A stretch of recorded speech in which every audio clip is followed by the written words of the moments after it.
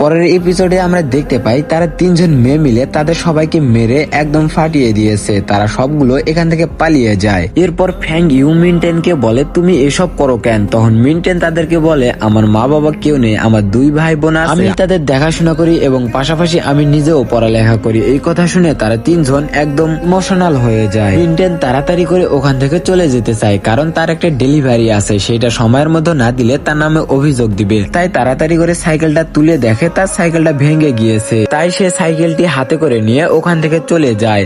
এটা দেখে আরেকজন বলে সে অনেক কষ্ট করে। তারপর মিনটেন সেই লোকটিকে ফোন দেয় যার ডেলিভারি ছিল এই সময়, কিন্তু ওই লোকটির কাছে ফোন দিলে লোকটি রাগ হয়ে তার ফোন কেটে দেয়। তারপর মিনটেন যখনই খাবারগুলোর দিকে তাকায় তখনই তার মনে পড়ে যায় ছোট দুই ভাই বোনের কথা। এই খাবারগুলো সে যদি দুই ভাই বোনকে দেয় তারা দুজন অনেক খুশি হবে এবং মজা করে খাবে। এই পর্বতে আমরা নতুন একটি ছেলেকে দেখতে পাই যার নাম প্যার। সে নতুন কলেজে ভর্তি হয়েছে। আসলে সে এই কলেজ সম্পর্কে ঠিক মতো কিছুই জানতো না। চারদিকে এত মেয়ে দেখে তার মুখ খোলা থেকে আর বন্ধই হইল না। তাকে দেখে সব মেয়ে হাই দিতে থাকে এবং সেও হাই দেয়। এগুলা দেখে সে অবাক হয়ে যায়, এতগুলা মেয়ে একটিও ছেলে নেই। সে তারপর মনে মনে বলে যাই হোক আজকেই আমার দিন, এই সুযোগটা কাজে লাগাতে হবে। তারপর সে সবগুলো মেয়ের দিকে তাকাতেই থাকে। কলেজের ভিতরে মেয়েরা তার পাশ দিয়ে চলে যায় আর তার মনে আরো নানান ধরনের ভাবনা আসতে থাকে। সে কলেজের ক্লাসরুমের কাছে এলে একটি মেয়েকে দেখে সে পছন্দ করে ফেলে এবং মনে মনে ভাবতে থাকে এই মেয়েটি মনে হয় অন্য মেয়েগুলোর মতন তাকে পছন্দ করবে।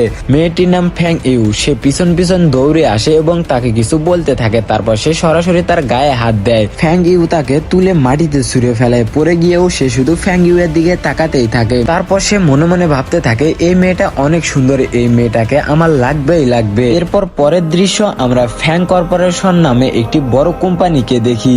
এই কোম্পানির সিইও হলো ফ্যাং শুই। সে ফ্যাং ইউ এর ছোট ভাই। ছোট বয়স হলেও সে কোম্পানির ওই সিইও, কারণ সে খুব জিনিয়াস এবং খুব বুদ্ধি করে কোম্পানির টাকা সামলায়। তারপর সেখানে মিনটেন চলে আসে। সে খাবার ডেলিভারি দিতে গিয়ে ঝামেলায় পড়ে যায়, তার কারণে সে সময় মতো আসতে পারেনি। খাবার দেরিতে পৌঁছার কারণে ফ্যাং শুই খুব রেগে যায়।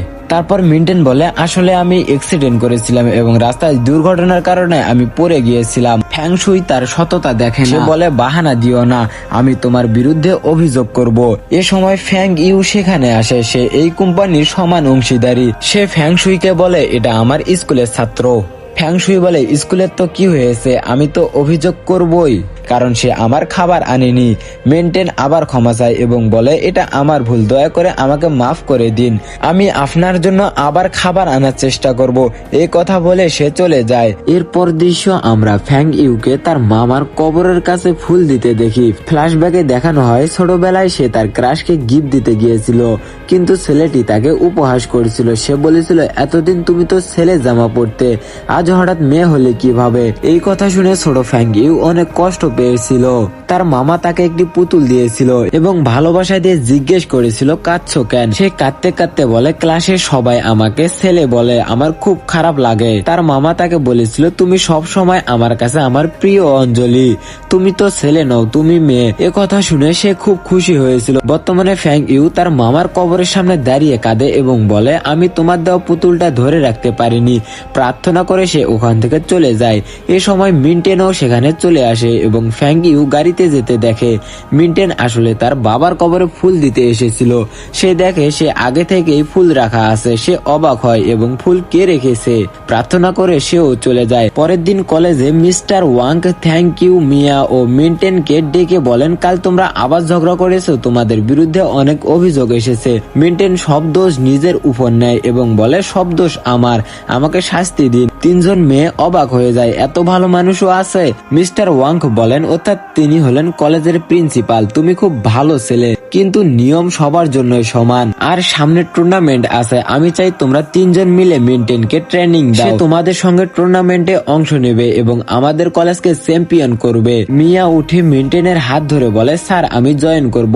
স্যার বলেন আচ্ছা ঠিক আছে, তাহলে তোমরা ওকে ট্রেনিং দাও। ফ্যাং ইউ তার হাত ধরা দেখে জেলাস ফিল করে। তারপর ওখান থেকে মিনটেন চলে যায়। যায়। তারপর ক্লাস চলাকালীন সময়ে হঠাৎ করে ক্লাসের মধ্যে মিস্টার ওয়াং অর্থাৎ প্রিন্সিপাল চলে আসে এবং ফ্যাং ইউকে ওখান থেকে নিয়ে যায়। তারপর মিস্টার ওয়াং ফ্যাংকে বলে, আমাদের কলেজে সুনাও নামের এক নতুন মেয়ে এসেছে যে অন্য কলেজের বক্সিং চ্যাম্পিয়ন। সে হাই স্কুল টুর্নামেন্টে দারুণ পারফরমেন্স করেছিল এবং ইন্টার কলেজের লেভেলেও খুব ফেমাস ছিল।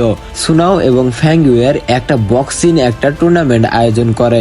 সেখানে ফ্যাং ইউ সুনাওকে একদম শুইয়ে দেয়, তারপর সে চ্যাম্পিয়ন হয়। তারপর ফ্রি সময়ে ফ্যাং ইউকে এই মেয়েটি বলে, তুমি কি মিন্টেনের প্রেমে পড়ে গেছো নাকি? তোমার কিন্তু আমি মতিগতি ভালো দেখতেছি না। তখন ফ্যাং ইউ বলে, আরে ওই রকম কিছুই না, আমি শুধু এমনিতেই ভালো লাগে আর কি। এরপর কলেজে মিন্টেনকে দেখা যায়। কিছু মেয়ে এসে বলে, আমরা তোমার কাছ থেকে এটা আশা করিনি, তুমি চলে গেলে আমরা এখানে তোমার ভাই বোনদের কিভাবে সামলাবো। মিন্টেন কিছুই বুঝতে পারে না কেন এমন হচ্ছে। এরপর কিছু মেয়ে তার মাপ নেওয়ার চেষ্টা করে। তখন এক মেয়ে এসে তার হাতে একটি চিঠি ধরিয়ে দেয়। আসলে সেটা একটা ডোনেশন, অঙ্গদান সম্পর্কিত। মিন্টেন অবাক হয়ে বলে, আমি কখন বলছি যে আমি অঙ্গদান করব। মেয়েটি তাকে নোটিশ বোর্ড দেখতে বলে। মিন্টেন তখন চলে যায় নোটিশ বোর্ড দেখতে। সেখানে গিয়ে দেখে অনেক ভিড় জমে আসে। সবাইকে সাথে বলে মিন্টেন সেখানে গিয়ে দেখে ফ্যাং ইউ এবং মিন্টেনের দুইজনের মধ্যে একটা বক্সিং টুর্নামেন্টের আয়োজন করা হয়েছে। এটা দেখে সে কিছুক্ষণ স্তব্ধ হয়ে যায়। তখনই পিছন থেকে একটা মেয়ে তার ঘাড়ে হাত দিয়ে বলে, কোনো সমস্যা নেই, আমরা জানি তুমি পারবে।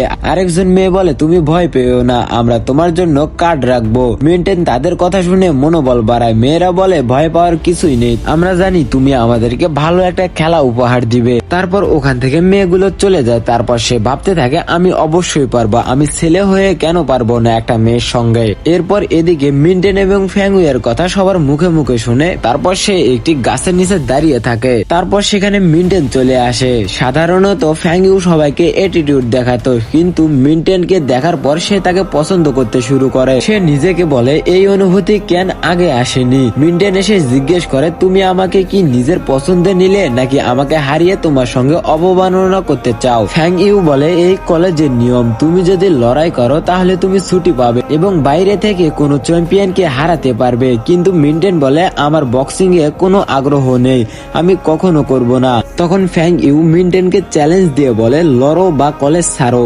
এরপর মিন্টেন চলে যায়। তারপর ফ্যাং ইউ যখন রাস্তা দিয়ে যাচ্ছিল, একটি সাইকেলের দোকান দেখে তার মনে পড়ে যায় মিন্টেনের সাইকেলের কথা। তার সাইকেলটি ওখানে ভেঙে গিয়েছিল, তাই সে দোকানের ভিতর প্রবেশ করে এবং বলে, সব থেকে ভালো সাইকেল কোনটি? দোকানদার তাকে একটি সাইকেল দেখিয়ে বলে, এই সাইকেলটি অনেক ভালো। ফ্যাং ইউ মিন্টেনের জন্য একটি নতুন সাইকেল কেনে। আর আজকের পর্বটি এখান থেকেই শেষ হয়ে যায়। পরবর্তী পার্ট চাইলে অবশ্যই নেক্সট পার্ট বলে কমেন্ট করে জানাবেন। আর চ্যানেলে নতুন হলে অবশ্যই একটা সাবস্ক্রাইব করে দিবেন।